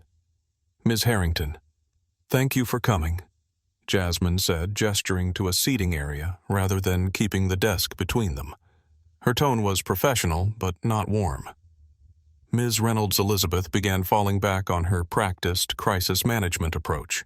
"I want to address yesterday's unfortunate misunderstanding directly. My behavior on Flight 207 failed to meet my own professional standards, and I sincerely apologize for any discomfort caused." The apology sounded rehearsed because it was. Elizabeth had practiced variations throughout her sleepless night. Jasmine regarded her steadily. "Is that what you believe yesterday was a misunderstanding?" The question caught Elizabeth off guard. "I failed to recognize you, which led to inappropriate assumptions.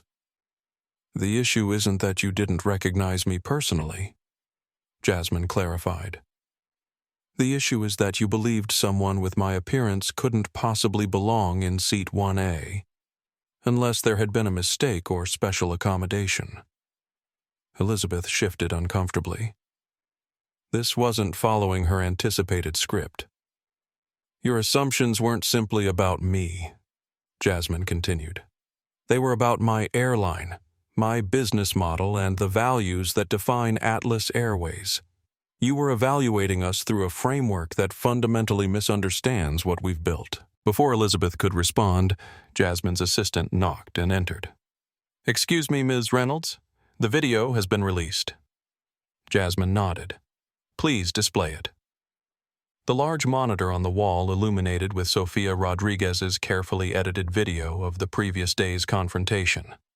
The 5-minute sequence captured key moments: Elizabeth's initial demand for seat 1A, her dismissive comments about Jasmine's right to be in first class, her suggestion that diversity vouchers might have been involved, and finally the dramatic moment when Jasmine revealed her identity. The production quality was surprisingly professional, with captions emphasizing the most damning exchanges. It ended with Jasmine's quiet but powerful statement. "Seat 1A is mine, because I built this airline seat by seat and route by route." As the video concluded, Elizabeth sat in stunned silence. Seeing the interaction from an outside perspective was profoundly unsettling. She appeared not as the confident professional she considered herself, but as exactly what Jasmine had described: someone making inappropriate assumptions based on appearance and enforcing artificial hierarchies. That video has been viewed 2.3 million times since posting 40 minutes ago, Jasmine noted calmly. It's been shared by industry leaders, celebrities, and major news outlets. Elizabeth's phone began vibrating continuously in her purse. Undoubtedly Michael Westbrook and the Pinnacle crisis team responding to the video's release. "What do you want from me?"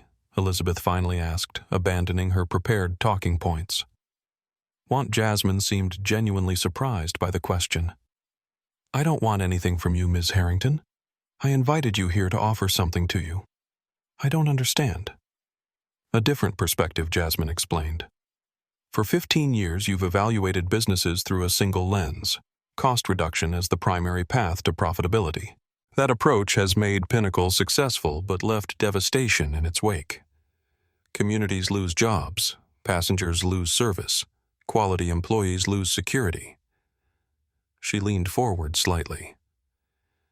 Atlas Airways proves there's another way. We're profitable because of our employee benefits, not despite them.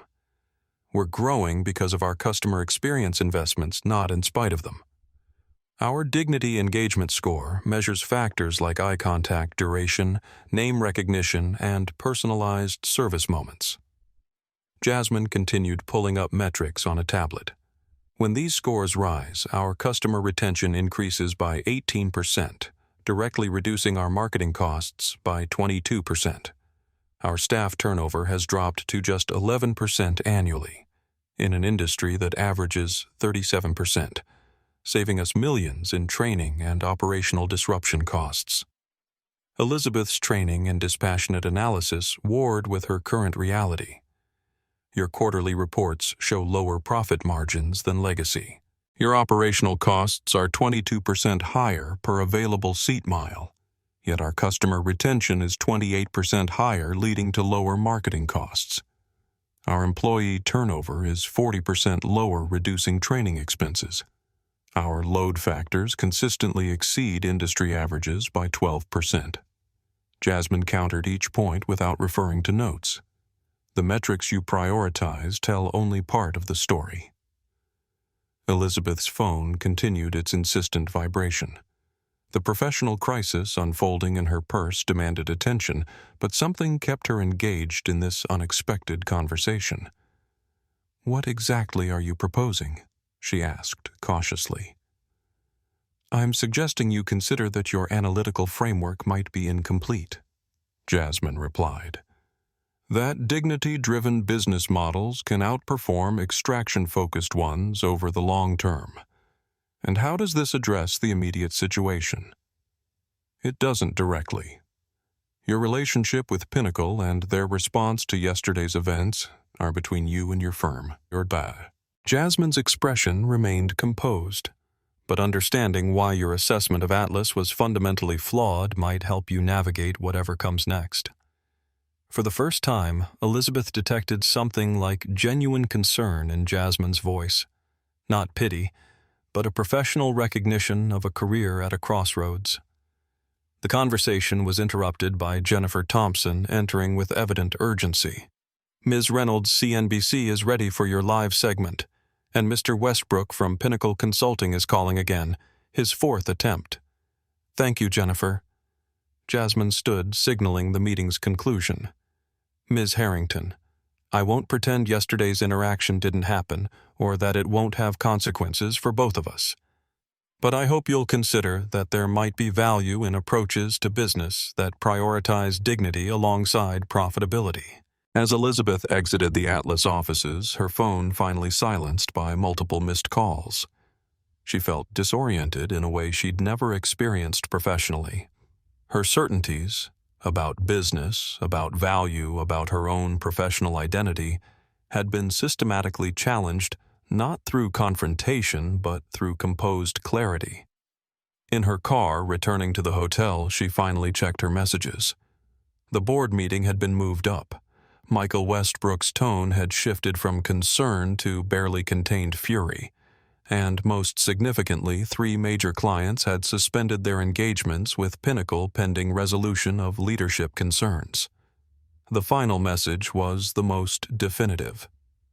After reviewing the video evidence and consulting with legal counsel, the board has voted to terminate your partnership effective immediately. Security will meet you at the office to collect your personal items upon your return to New York. Elizabeth Harrington, who had built her career on identifying others' vulnerabilities, now faced her own professional reckoning.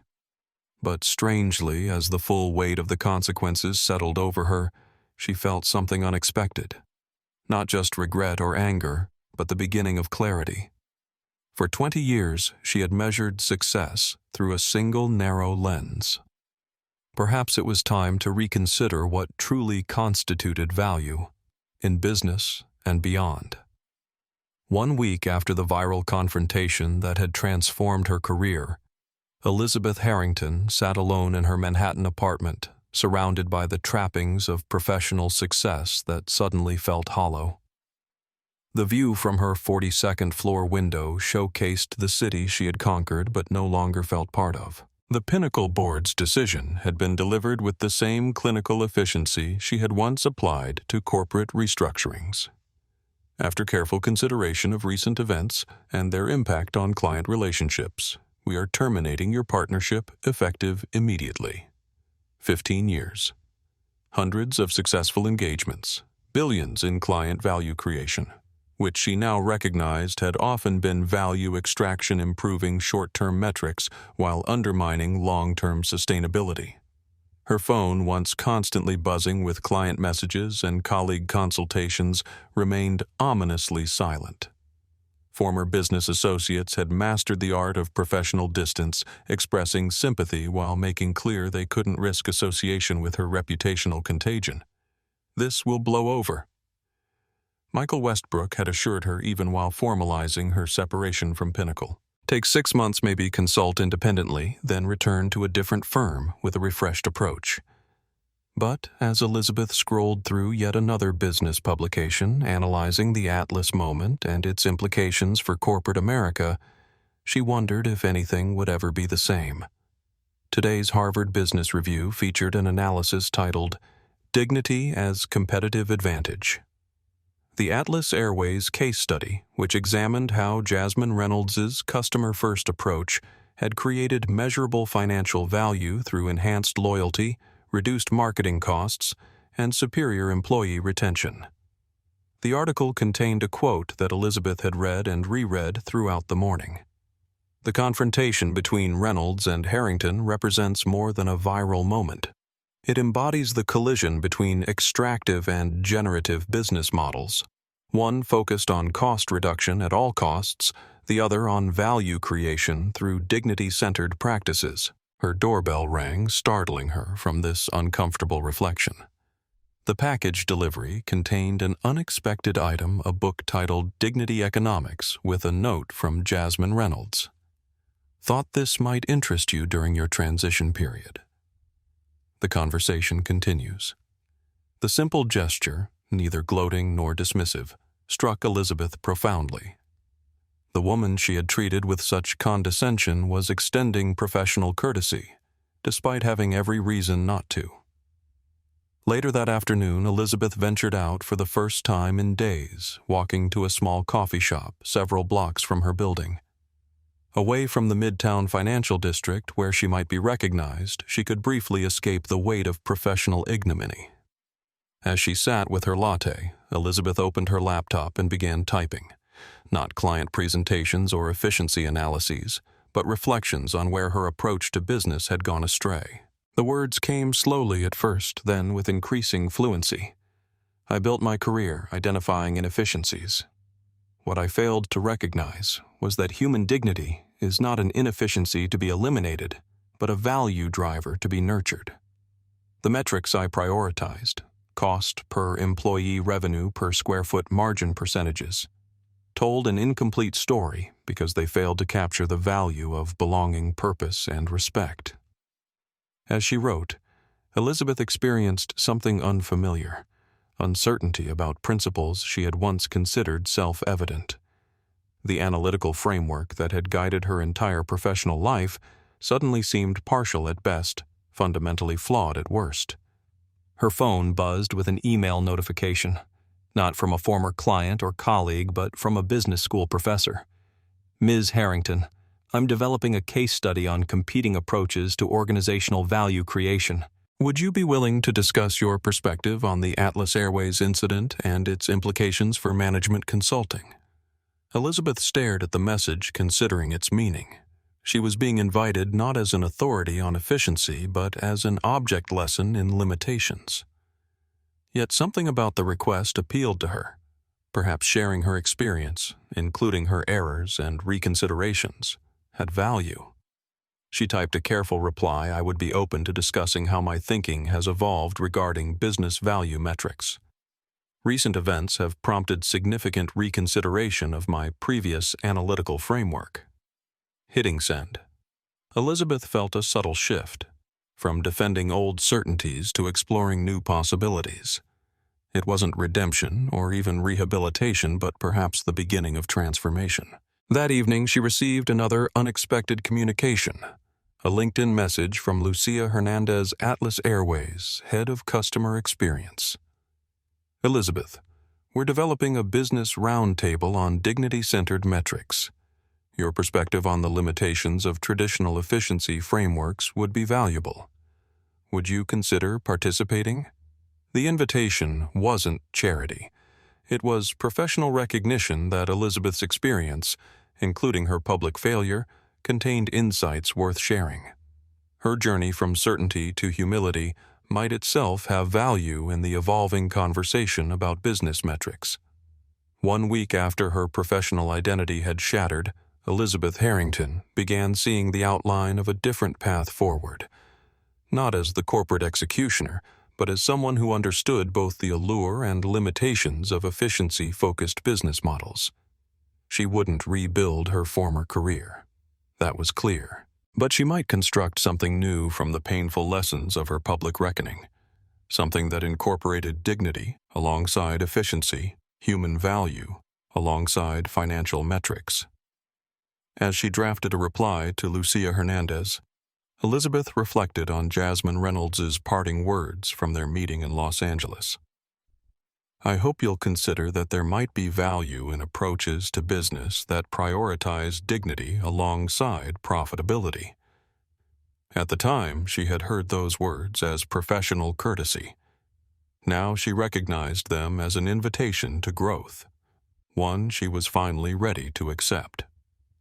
6 months after the confrontation that had become known simply as the Atlas moment, Jasmine Reynolds stood at the podium in a packed auditorium at Harvard Business School. Behind her, a slide displayed the title of her lecture, Dignity as Driver Measuring What Matters in Modern Business. The metrics we prioritize determine the outcomes we achieve. She began surveying the audience of MBA candidates, faculty, and business leaders.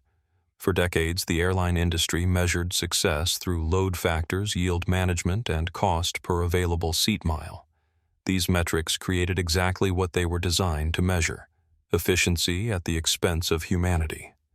Jasmine clicked to the next slide, displaying Atlas Airways' alternative framework.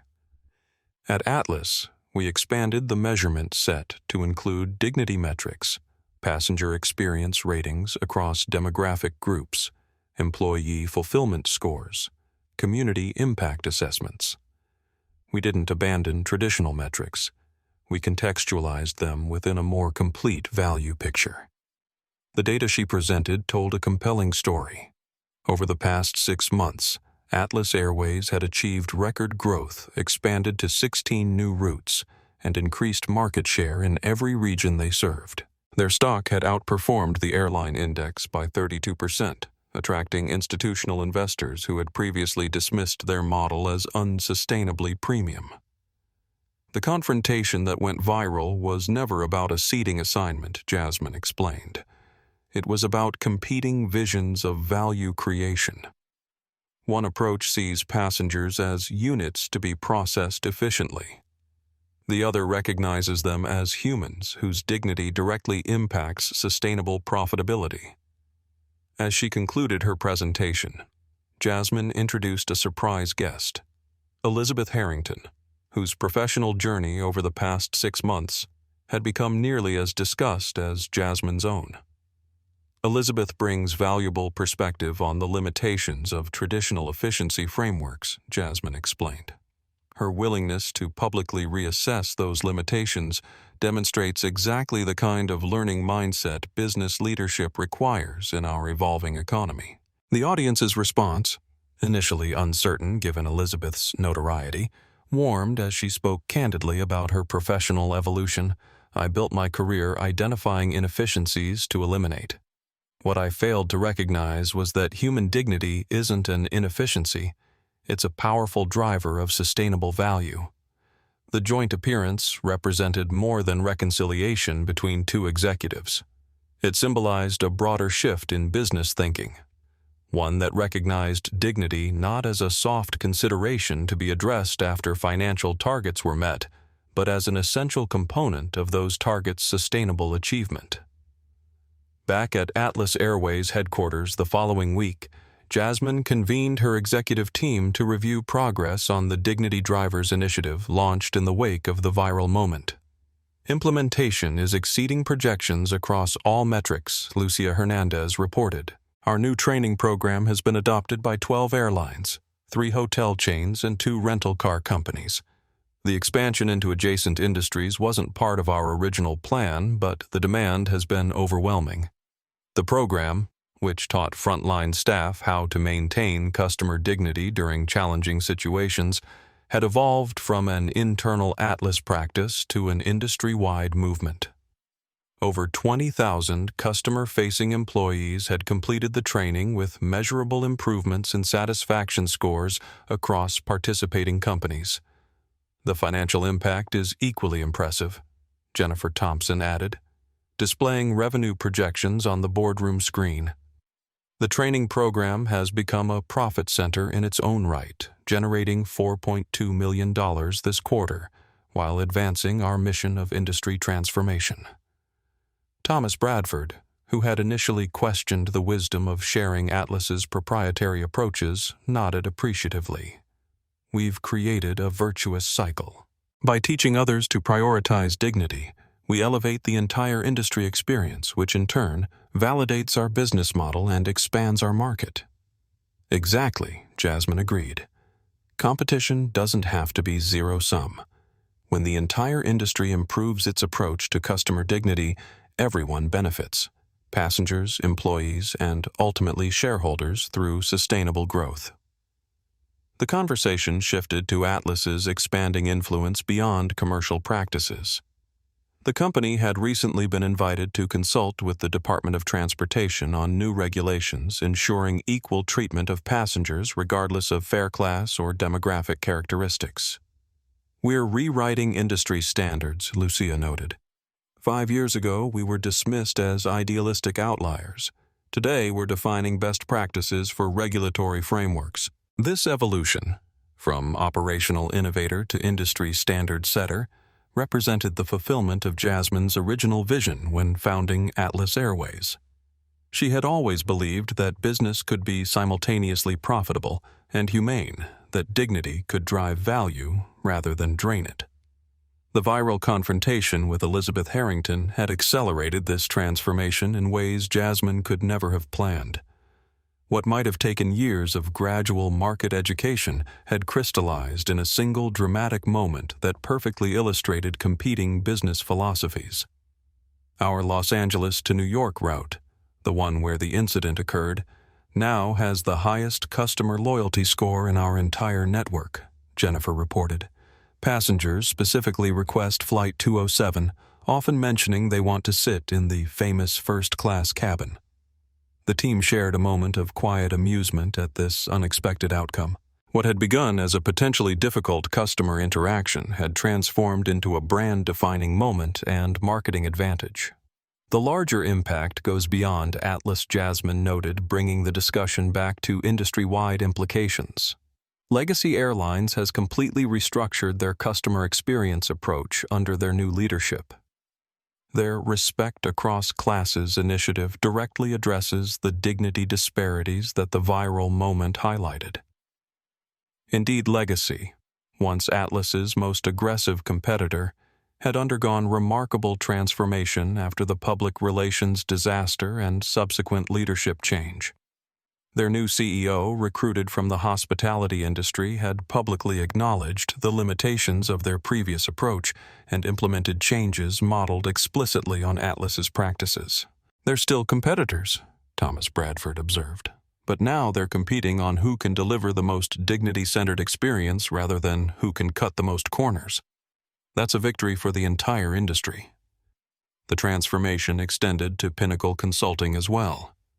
After severing ties with Elizabeth Harrington, the firm had undertaken painful but necessary reassessment of their analytical framework. Their new balanced value assessment methodology explicitly measured how organizational changes affected customer experience and employee engagement alongside traditional financial metrics. Michael Westbrook reached out yesterday, Jennifer mentioned. Pinnacle is requesting permission to send a team to study our training approaches as part of their methodology update. It's quite a reversal from their previous position. Jasmine considered this development thoughtfully. Approve it. This isn't about competitive advantage through secrecy. It's about industry transformation through shared best practices. As the meeting concluded, Lucia raised a final point that perfectly captured the journey of the past 6 months. The Harvard Business Review is doing a feature on the business impact of the Atlas moment. They're calling it a case study in how a single authentic interaction can reshape an entire industry's approach to value creation. Later that afternoon, Jasmine took a rare moment of solitude in her office, reflecting on how a routine quarterly review flight had catalyzed such far-reaching change. She had never sought confrontation with Elizabeth Harrington or anyone else. Her approach had always been to demonstrate Atlas's philosophy through consistent action rather than public advocacy. Yet sometimes leadership required visibility, standing firmly in one's principles when directly challenged. That moment in Seat 1A had been such an occasion where remaining silent would have betrayed the very values Atlas was built upon. Her phone chimed with a message from Elizabeth Harrington, just finished guest lecturing at Columbia Business School on the limitations of traditional efficiency metrics. Students were particularly interested in our first meeting. Thought you'd appreciate knowing your message continues spreading through business education. The note reflected Elizabeth's own remarkable journey, from corporate executioner to thoughtful critic of the very analytical framework she had once championed. While she hadn't joined Atlas, as some had speculated she might, she had found a valuable role as a voice for balanced business assessment, someone who understood both traditional efficiency measures and their human limitations. Jasmine typed a brief reply. Education is how lasting change happens. Appreciate your partnership in expanding the conversation. Partnership. The word would have seemed inconceivable 6 months earlier. Yet here they were. Not friends, not even colleagues in the traditional sense, but partners in advancing a more complete understanding of business value. As Jasmine prepared for her next appointment, a meeting with international airline executives interested in implementing Atlas's training programs, she reflected on how her vision had expanded beyond her original ambitions. She had founded Atlas Airways to create a more humane flying experience. Now the company was helping reshape the very definition of business success across multiple industries. The Atlas moment had become shorthand in corporate America for authentic leadership and values-driven business practice. Business schools taught it alongside classic case studies of disruptive innovation. Industry publications referenced it when discussing the evolving metrics of corporate success, all because she had remained true to her principles in Seat 1A when it would have been easier to move to avoid conflict. Sometimes the most powerful leadership moments weren't planned strategic initiatives, but spontaneous demonstrations of values in action. 1 year after their first fateful meeting, Jasmine Reynolds and Elizabeth Harrington found themselves in an unexpected situation, sharing a panel at the Global Business Forum in New York. The session, titled Beyond Traditional Metrics, New Frameworks for Business Value, had drawn a standing room-only audience of executives, investors, and media representatives. As they waited backstage, an awkward silence hung between them. Despite their professional communications over the past year, this was only their third face-to-face meeting since the infamous flight. Strange to think it's been exactly 1 year, Elizabeth finally said, checking her watch. Almost to the hour. Jasmine nodded, her expression thoughtful. A lot can change in a year. That was undeniable. Atlas Airways had expanded to become the 6th largest carrier in America, their dignity-centered approach now widely emulated across the industry. Elizabeth had established herself as a respected voice on balanced business assessment through her consulting practice articles and guest lectures. "I never thanked you properly," Elizabeth said unexpectedly. Jasmine raised an eyebrow. For not destroying me when you could have." Elizabeth's typical polish faltered slightly. "You had every opportunity to make the situation worse, to escalate, to publicly humiliate me beyond what I'd brought on myself. You didn't. That wouldn't have aligned with our values," Jasmine replied simply. "Most people's values get flexible when revenge is available." Elizabeth's observation came from hard-earned experience. "Revenge is inefficient," Jasmine said with a small smile, deliberately using the language of Elizabeth's former profession. "It consumes resources that could be directed toward positive change." The moderator approached, indicating it was time to take the stage. As they moved toward the bright lights, Elizabeth said quietly, "I'm still learning from you, it seems." The panel itself was remarkable, not for conflict, but for the nuanced conversation between two executives with profoundly different backgrounds yet increasingly aligned perspectives. Elizabeth spoke candidly about the limitations of traditional efficiency metrics, while Jasmine outlined how dignity-centered practices created measurable financial value. The fundamental question Jasmine explained to the audience is whether we view humans, customers, employees, community members, as resources to be optimized, or as partners in value creation. That perspective shapes every business decision that follows. Elizabeth nodded agreement. Traditional business education taught us to prioritize extraction over generation, to identify every possible efficiency regardless of its human impact. The challenge for modern business leaders is developing more balanced frameworks that recognize dignity as a driver of sustainable value rather than a cost to be minimized. The audience's engagement reflected how deeply this conversation resonated across industries. The questions focused not on the viral confrontation that had brought both women to prominence, but on the practical applications of their evolving business philosophies. After the panel concluded, Jasmine and Elizabeth found themselves sharing a car to the airport, an arrangement neither had anticipated but both had accepted with professional courtesy. "Your Foundation for Workplace Dignity launches next month," Jasmine asked as they navigated Manhattan traffic. Elizabeth nodded. "The irony isn't lost on me. The corporate executioner, creating an organization focused on maintaining dignity during organizational transitions. It's not irony, it's evolution," Jasmine corrected. "You understand both approaches, which gives you unique credibility when advocating for change." They rode in silence for several minutes, each reflecting on the unexpected trajectory that had brought them to this moment. "Atlas is expanding to international routes next quarter," Elizabeth finally asked. "Yes. London, Tokyo, and Sao Paulo initially.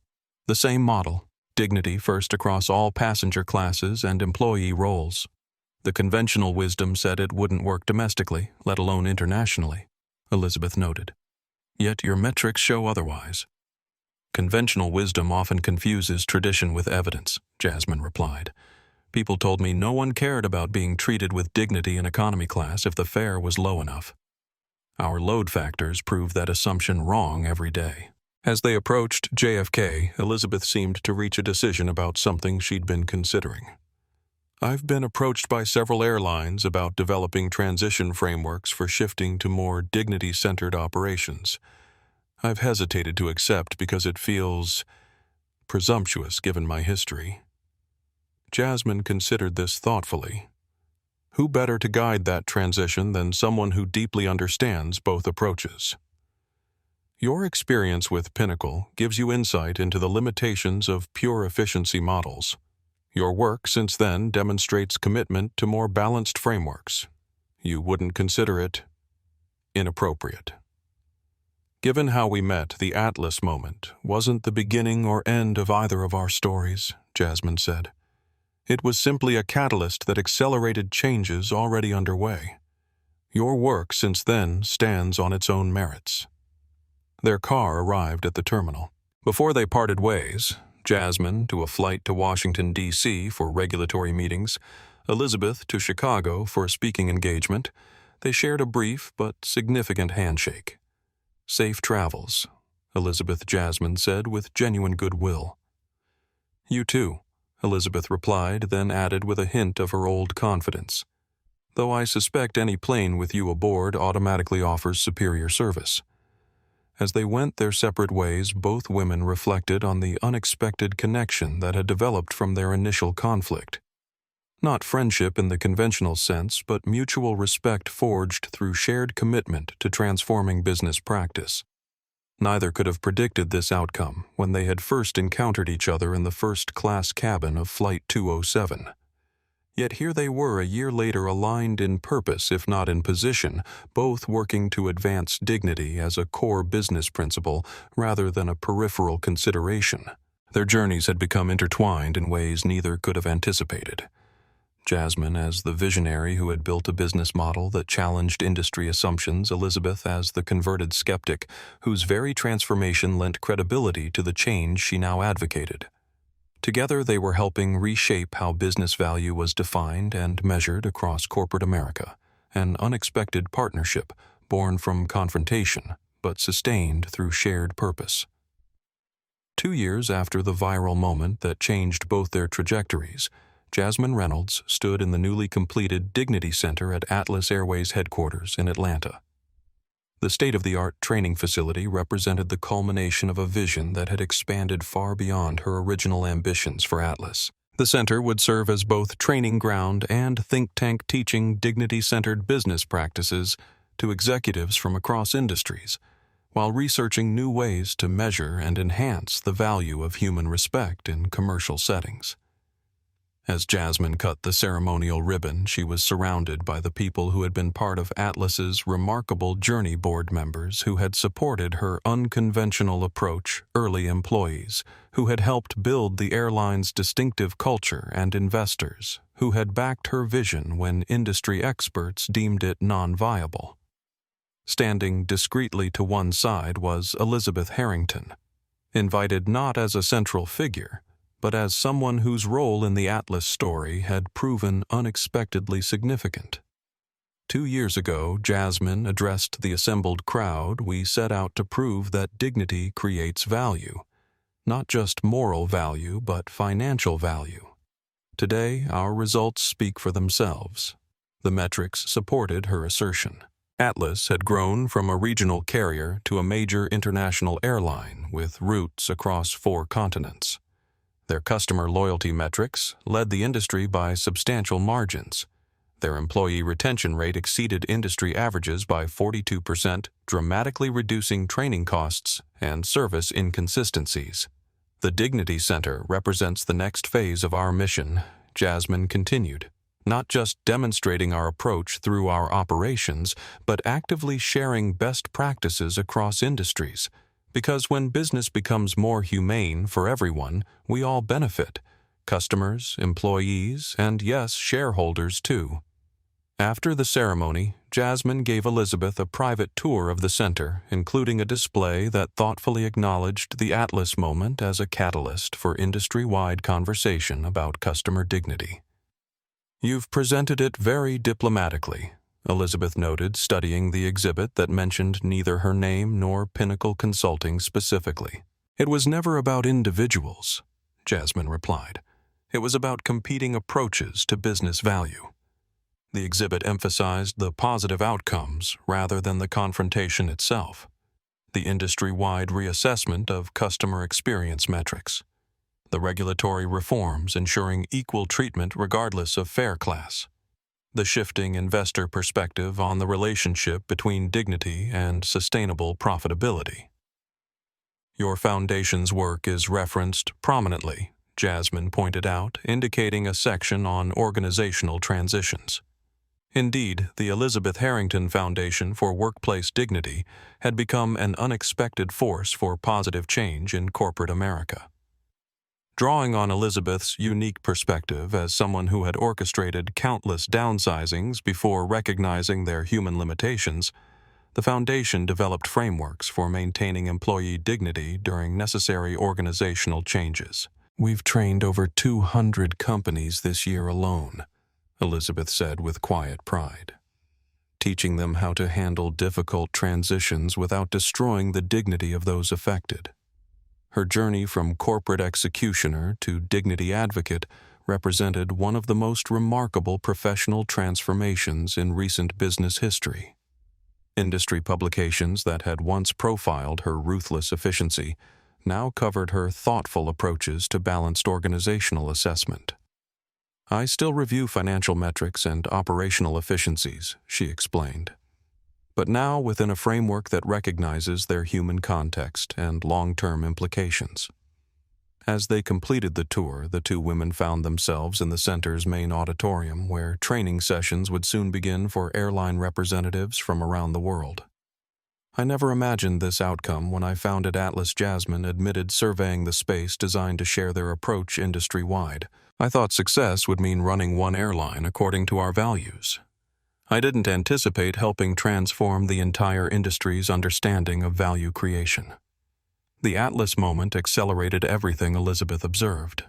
It crystallized competing business philosophies in a way theoretical arguments never could. Both women had been changed by that confrontation and its aftermath. Jasmine becoming more visible as a business thought leader than she had ever intended, Elizabeth undergoing fundamental reassessment of her professional identity and value framework. But the most significant transformation had occurred beyond them in how businesses across multiple industries now approached the relationship between dignity and value. Investment analysts explicitly assessed companies' dignity metrics alongside traditional financial indicators. Business schools taught balanced scorecard approaches that incorporated human impact alongside operational efficiency.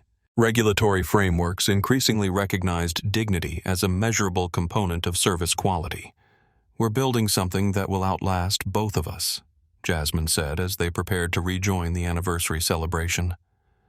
"A different understanding of business value." Elizabeth agreed. One that recognizes dignity not as a cost to be minimized but as an asset to be developed. As they walked toward the reception, Jasmine paused before a simple plaque installed near the center's entrance. It contained no names or dates, just a quote that captured the philosophy behind everything Atlas Airways had built. "Every seat carries a human worthy of dignity, regardless of class or circumstance." Elizabeth read it thoughtfully, then nodded with genuine respect. That's the legacy. Not buildings or balance sheets, but fundamentally changing how business values humanity. As Jasmine reached out to trace the engraved words with her fingertips, she thought of her father, the baggage handler who had never experienced first class, but whose wisdom had inspired an airline that was transforming how the industry treated all passengers. The small tribute etched into the armrest of Seat 1A had expanded into a movement that now touched millions of travelers worldwide. For both women in their different but increasingly aligned ways, that legacy represented the most meaningful achievement of their professional lives, one that would continue evolving long after the viral moment that had catalyzed its acceleration had faded from public memory. The story of Jasmine Reynolds and Elizabeth Harrington isn't just about a confrontation in first class.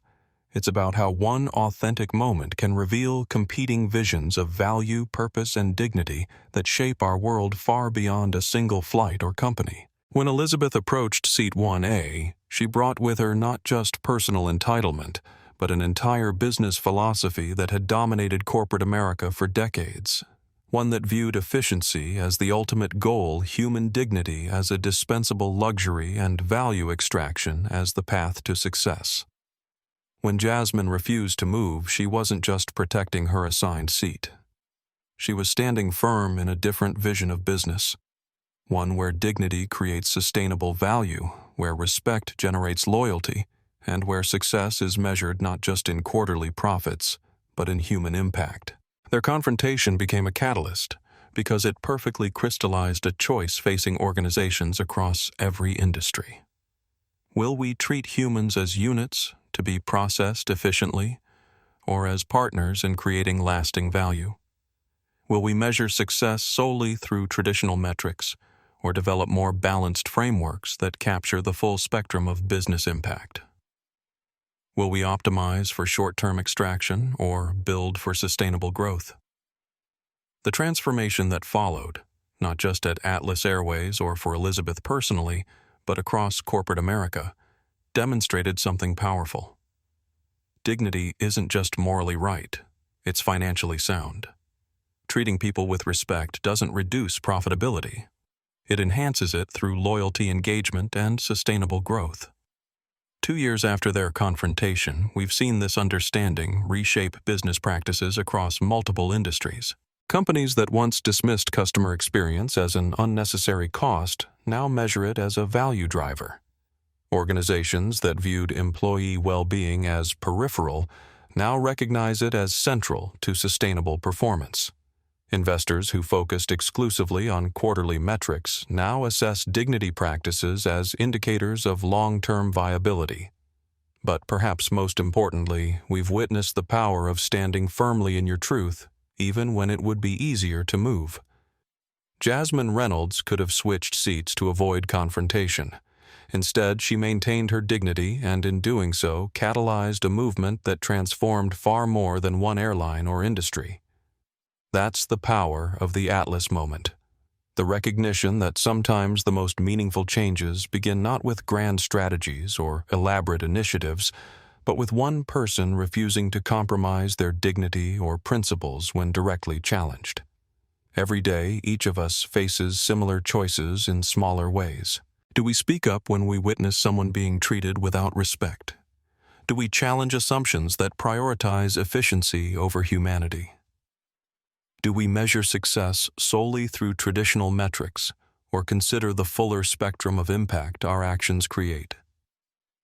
The legacy Jasmine and Elizabeth built together, from opposite starting points but increasingly aligned purpose, reminds us that transformation is always possible, that dignity creates sustainable value, and that standing firmly in your truth can catalyze change far beyond your immediate circumstances. If this story resonated with you, please hit that like button and subscribe to our channel for more powerful stories about authentic leadership and unexpected moments of truth. Have you ever witnessed someone being underestimated because of their appearance, only to discover they held more power or influence than anyone realized? Share your story in the comments below. And if you know someone who needs a reminder about treating others with dignity regardless of appearances, please share this video with them. Sometimes the most powerful lessons come from seeing the consequences of assumptions played out in real time. Don't forget to hit the notification bell so you never miss our weekly uploads of real-life moments that changed everything. Until next time, remember, your seat in life isn't determined by what others think you deserve, but by the integrity and dignity with which you claim it.